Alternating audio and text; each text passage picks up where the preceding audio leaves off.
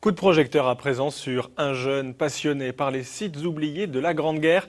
Damien Legrand a 25 ans et il raconte leur histoire sur Internet, via YouTube, mais aussi au format papier. Son prochain livre sortira le 21 février. Margot Balthus et Frédéric Madier sont allés le rencontrer sur le terrain, évidemment. C'est toujours avec son smartphone que Damien Legrand démarre ses recherches historiques.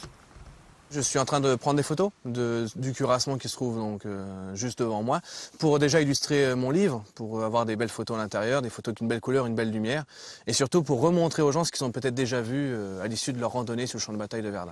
Une fois les photos réalisées, le jeune homme se lance dans la mesure des ouvrages afin de reproduire des schémas à échelle réduite. Damien se passionne pour l'architecture militaire dès son enfance. Des membres de sa famille ont combattu durant la Grande Guerre. À 25 ans, il décide de créer une chaîne YouTube pour mettre en valeur les sites oubliés des champs de bataille. Youtubeur mais aussi écrivain, il publie aujourd'hui un nouvel ouvrage, le dernier d'une trilogie.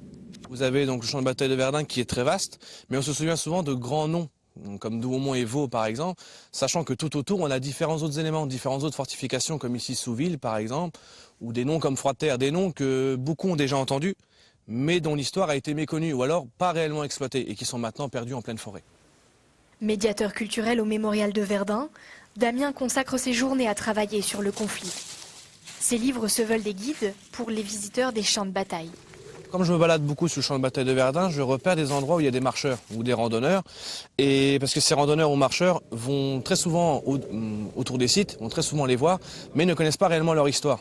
Donc c'est déjà avant tout ce public-là que je vise, le local, et ensuite après pour étendre plus largement. L'historien amateur continue de se documenter. Il réfléchit déjà au thème de son prochain ouvrage.